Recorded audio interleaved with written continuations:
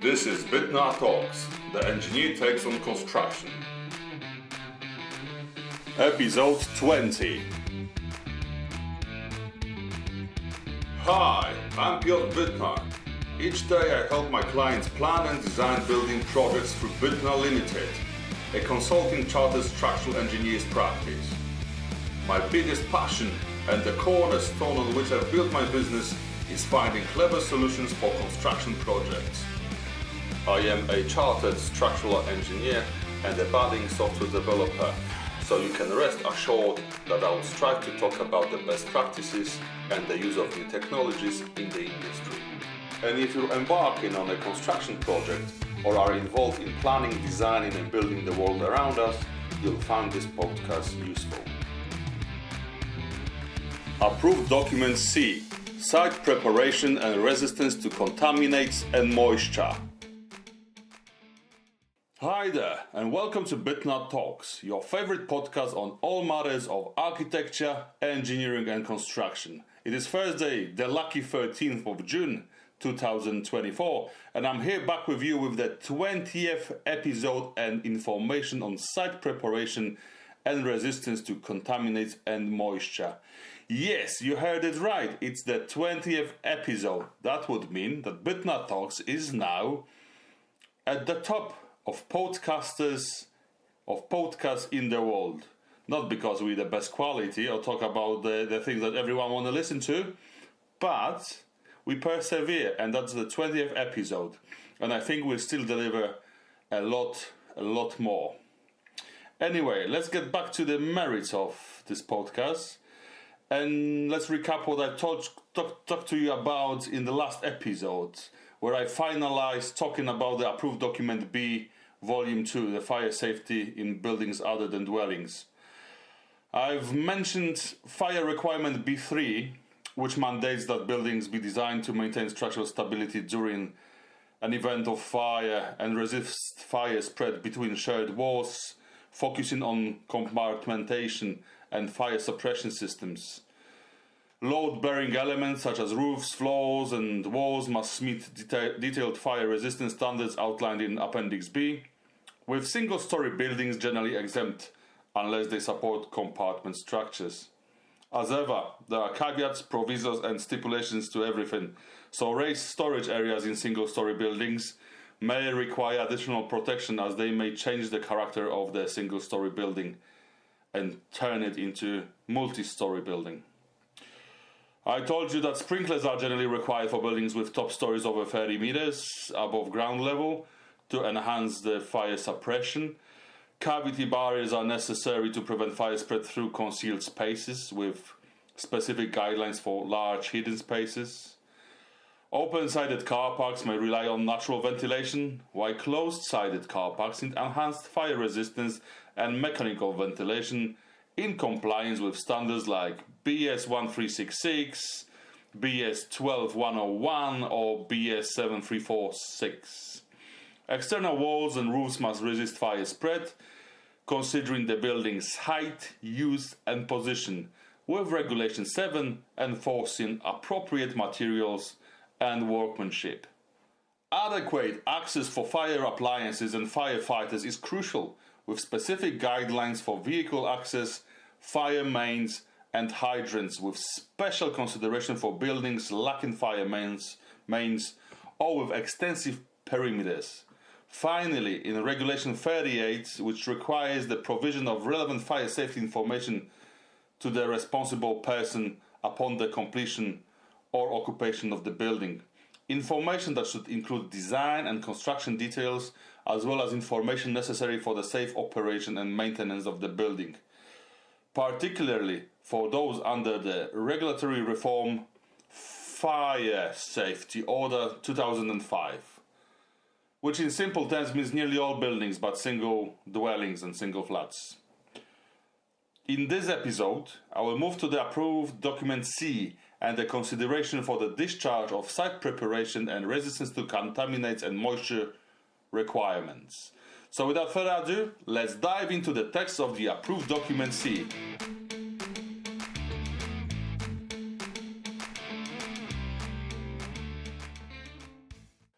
As mentioned, in this episode I will talk about the statutory guidance contained within the approved document C, site preparation and resistance to contaminates and moisture. I will start by reading you the actual requirement as put in the building regulations, which spreads the consideration into two parts. Part C1 that deals with the preparation of the site and resistance to contaminants, and part C2 that deals with the resistance to moisture. The guidance is then further divided into sections 0 to 6 and some general commentary, and I cannot wait to tell you all about it, so let us not waste any more time on faffing about and dive into it straight away, shall we?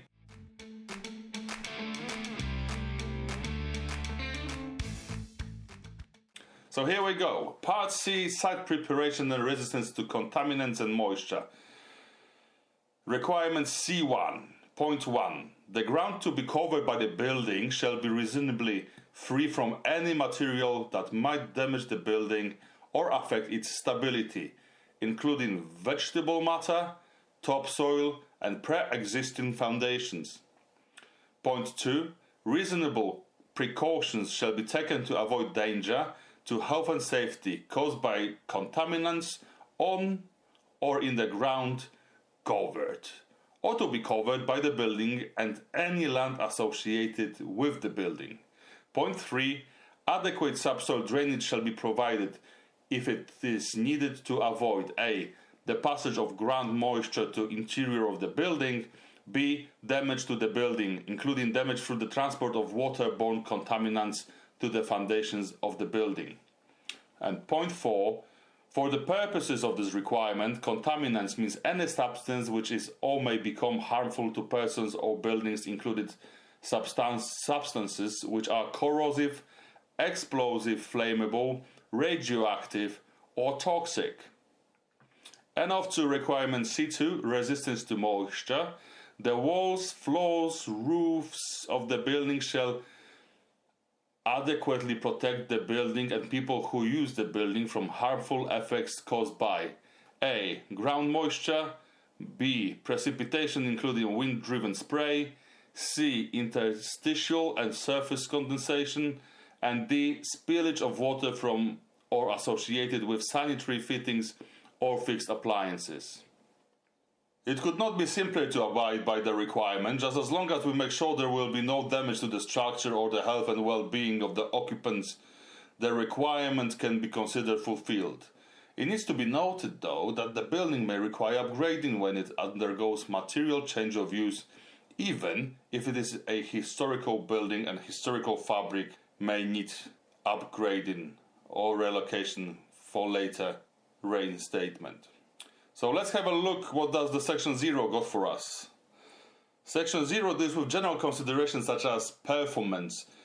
If you are in the construction game, you are well aware of things that can damage your building. Things like sulphates or the Japanese knotweed and many more can harm you as you go about living in your property. Eating arsenic-infused kale from your patio garden may prove not so healthy after all. Living in damp and moldy rooms is also not for the faint-hearted, as well as sitting in the radon air whilst enjoying your favorite movie and unknowingly developing cancer in your lungs is something you should be protected from. There are many ways in which the structure and welfare of the occupants in and about the building can be undermined, and the guidance highlights the responsibility of designers and building and contractors to ensure the requirements of building regulations are fulfilled. The guidance points us out that special consideration may be needed in flood-prone areas. Flooding, for whatever reason, may be problematic. Some sites may be affected by contaminants and may need extended consideration of the other legislation, such as the Contaminated Land Regulations 2006 or the Environmental Protection Act 1990 or Town and Country Planning Acts. There are also obligations put on us when we discover contamination on our land, and it includes the provision of information to appropriate agencies and gaining appropriate authorizations for the works we are about to do. That leads us nicely to section 1, that talks about clearance or treatment of unsuitable materials. In this section, you will quickly find out there is a process to all that building professionals do, and that no consideration starts without gathering proper information first. This process is familiar to all surveys undertaken by engineers out there, and it contains planning stage, desk study, walkover survey, sampling and testing. Many of us think about the survey as sampling and testing stage, but this is the last part and cannot be done well if the previous steps are not in place and undertaken by a competent person with a well-winnowed experience. Naturally, vegetation, roots and turfs can be problematic for the bearing capacity and behavior of structures. Trees in the near vicinity of structures have potential of causing damage when the soil consists of shrinkable clays. The guidance references several publications to abide by when assessing such impact or providing a solution. It names BRE DIGEST 240, 241 and 298. It references NHBC chapter 4.2. You can appreciate the map prepared by the guide showing the typical distribution of shrinkable soil and where to expect less sulphate in the ground. Roots can cause problems in the underground drainage as well, and building on brownfield sites or on field brings about certain additional risks that also need identification for the investigation work for the appropriate approach to the design and specifications for the building. Section 2, Resistance to Contaminants, deals with biodegradable waste in landfills, pesticides, fuel and oil spills, preservatives, munitions, decaying biological matter, and many more can be part of your site. Identification of typical contaminants by the industry can be found in the Department of the Environmental Profiling of Industries Guide, which rudimental list is contained within the table within the approved document. The natural geology may also suggest contamination with naturally occurring heavy metals or gases, or of which further guidance can be found in the Environment Agency publications about land quality in England and Wales. To address solid and liquid contaminants, we need to assess the risk first. In the gist, for the risk to be there needs to be a source of contamination, pathway through which it travels, like air, soil or water, and the receptor, which can be a building structure, building services, or people in or about the building. Remove one of these, and there's no problem. But you need to find out what is the hazard first, don't you? DEFRA, an Environment Agency procedures published in CLR 11, now withdrawn but still referenced by the approved document, sets out the stages of the procedure, and the approach is divided into 3 tiers. Tier 1, preliminary risk assessment. Tier 2, generic quantitative risk assessment. And Tier 3, detailed quantitative risk assessment. Like with all assessment, we start light before we go into the assessment with all guns blazing, which in this case would be the Tier 3 approach. Before deciding on the appropriate course of action, we need to identify possible hazard, assess the site, and estimate and evaluate the risks. The scale and detail of the surveys will depend on the extent of the development part of the site and the possible receptor of any particular hazard. If we need to deal with the contamination, we can either treat it, contain it, or remove it. Each strategy will have its limits and cost consequences, so needs to be approached carefully. CERIA publications, NHBCs, and environmental agencies staff are the place to go to for further guidance. Special mention is given to hydrocarbons permeating polyethylene water pipes, and the reference of guidance contained within the Water Research Report FR 0448. Gases can be a big issue. Methane, carbon dioxide, VOCs, volatile organic compounds, and other gases from landfills, mines, organic deposits, hydrocarbon spills need to be taken in consideration. Often, the only solution for the isolation of the receptor from the gas is by the virtue of membranes over ventilated spaces, so that the gas can dissipate outdoors and does not find its way into the building. Similarly, radon protection measures may be required and incorporate radon protection membranes over naturally or mechanically ventilated sumps. Section 6. Subsoil drainage. This section mentions consideration of the gravity soil drainage when the site is susceptible to higher water tables, but not flooding, as well as many other considerations when the site does get flooded, to address matters like surcharging of sewage, or when building over the subsoil drainage, that due consideration is given to either rerouting and or provision of access points for cleaning. Subsoil drainage should be considered if the building is laid where the groundwater transports contaminants and its job is to drive this water away from the building and its services. Section 4 deals with floors, and that is a start of requirement C2. The requirements are rather simple. The floor cannot transfer the moisture from the ground to the top surface, does not promote condensation or be subject to interstitial condensation, meaning somewhere in the build-up of the floor you will need to provide a vapor barrier, insulation, and a continuous damp-proof membrane. This may be relaxed in storage spaces. There are some minimum requirements for the ground-bearing slabs of minimum 100 mm thick, dense concrete, under slab membrane of 0.3 mm or 300 micrometers thick, or otherwise called 1200 gauge, whatever nomenclature you like to use. And it should be laid over well compacted hard core and a layer of blinding. The purpose of blinding is to remove any sharp edges from the hard core that could penetrate that membrane. DPM over the slab can be the same polyethylene sheet as for the under the slab application, but it can also be 3 layers of cold applied bitumen solution or similar moisture and vapor resistant material. More involved consideration may be for the slab subject to water pressure.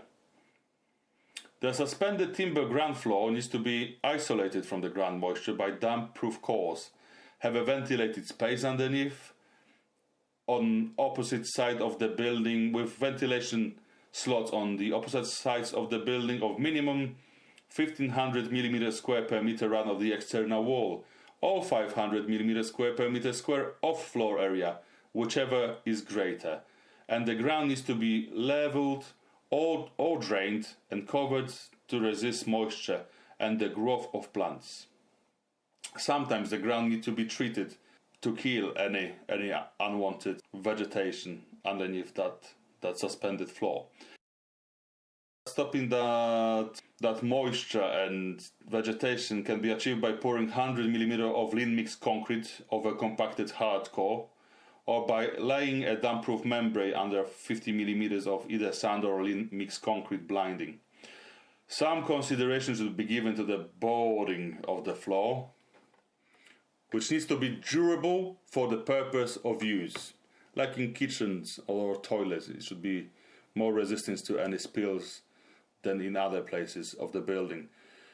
Or the boards need to be treated. Similar considerations are applicable to suspended concrete floors. In both cases, heave may be an issue and may influence the amount of ventilated space underneath the floor, but it generally starts with 150 millimeters of clear space, or 75 millimeters under the wall plates. When it comes to interstitial or surface condensation, the document makes a reference of other approved documents like BRE Report 262 or information paper IP17/01, but gives a minimum U value of 0.7 watts per meter squared Kelvin. Section 5 deals with walls. Like floors, walls need to be constructed to stop the moisture from the ground, from the outside, and to mitigate on vapor and surface condensation. When we talk dampness from the ground, we should think of appropriate damp-proof cores, either engineering brick, slate, bitumen, or polyethylene. Generally, if the wall abuts the ground, the DPC should be 150 mm above the ground level, and in case of cavity wall, either have a cavity that gathers water at the base, some 225 mm or 3 courses of brick below the damp-proof cores, or there should be a cavity tray that directs water towards the external leaf. External leaf with whip holes, which should be provided every 900 mm or 4 bricks spacing, if you like, but at least there needs to be 2 whip holes, an end-stop tray over opening. When it comes to the precipitation, the choices are 3, either a thick enough wall, cavity wall, or cladding. If the exposure to driven rain is very severe, cladding is the right choice for the protection of solid walls, but otherwise the wall can be rendered or left bare. Anyhow, top of walls, top and bottom of openings and abutments with roofs should address the passage of moisture. Walls can be insulated in plethora of ways, externally, in cavity, or internally. In all cases, the moisture passage from the outside to inside and the other way around should be thought about and appropriate composition specified. Some details on the insulation of masonry walls in line with exposure to driven rain zone are given within the guidance. Cladding should be robust and fulfill its function, and can be impervious like metal or glass, weather resistance like natural stone, clay and wood, moisture resistance like products lapped at joints, or be jointless or sealed at joints. In any way, it needs to perform its function. A particular attention should be put on the sealing of doors and windows, especially in parts of the country that suffer extreme exposure to driven rain, as well as in circumstances where level thresholds are expected to facilitate uninhibited access to the building.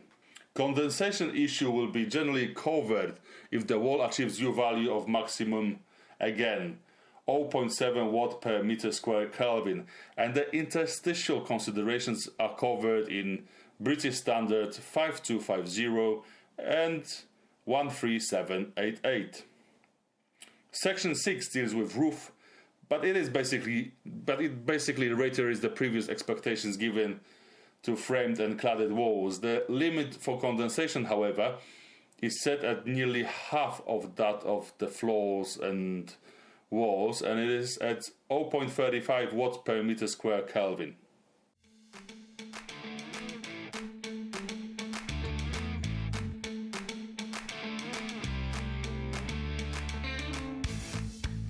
So this is it, folks. The approved document C, site preparation and resistance to contaminates and moisture. Let's sum it up. Requirement C1 mandates that building sites be free from harmful materials. Precautions must be taken to avoid health and safety hazards from contaminants like corrosives, explosives, radioactive material, or toxic substances. Requirement C2 ensures that the building's walls, floors and roof protects against ground moisture, precipitation and condensation. Section 0, general consideration, tells us that designers and contractors must ensure compliance with building regulations, with special consideration given to flood-prone or contaminated areas. Relevant additional legislation includes the Contaminated Land Regulation 2006, Wales, if you're in Wales, and a bit different provisions for Scotland and Ireland, and the Environmental Protection Act 1990. Section 1, clearance or treatment of unsuitable material, emphasizes thorough evaluation of the site, predicaments, planning of the investigation, starting with desk study, walkover survey, sampling and testing. Guidance references the likes of Building Research Establishment Digest and National House Building Council publications for impact assessments and for providing solutions. Section 2, Resistance to Contaminants, mentions common contaminants including biodegradable waste, pesticides, and hydrocarbons, and the risk assessment procedure, which involves preliminary risk assessment, generic quantitative risk assessment, and detailed quantitative risk assessment. Options for dealing with contamination include treatment, containment, or removal, with guidance from Syria, NHBC, and the Environmental Agency. Section 3, Subsoil drainage considerations include gravity soil drainage, especially in flood-prone zones, and provisions for rerouting or accessing subsoil drainage when buildings are built over the existing subsoil drainage. The goal is to direct water away from the building and its services. Section 4, Floors, mentions that floors must prevent ground moisture transfer, avoid condensation, and incorporate a vapor barrier, insulation, and a damp-proof membrane. Ground-bearing slabs should be at least 100 mm thick, with appropriate polyethylene sheets as damp-proof membranes. Suspended floors require ventilation of void space and isolation from ground moisture. Section 5, Walls, tells us the walls must prevent moisture ingress from the ground and from the outside, as well as to mitigate condensation. Appropriate damp-proof courses and cavity trays may be necessary. Wall construction options include solid walls, cavity walls, or framed cladded walls, with insulation consideration for each type. Section 6, Roofs must meet similar moisture and condensation resistance standards as walls and floors. In the gist, these requirements and sections provide general guidelines to ensure buildings are safe and resistant to contaminants and moisture, protecting both the structure, services, and its occupants. In the next episode, we will move to approved document D, Toxic Substances, to talk about the cavity insulation, and move to approved document E, Resistance to the Passage of Sound.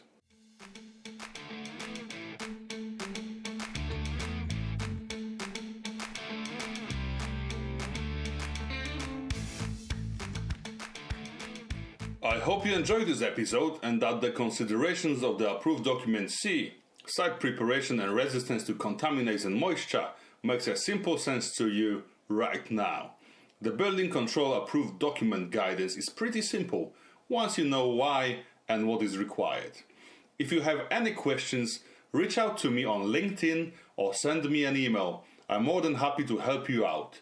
In BITNA, we deal with planning, designing, and managing of your projects, and we are always glad to facilitate a free initial consultation to steer you in the right direction. Visit www.bitna.co.uk and reach out to us.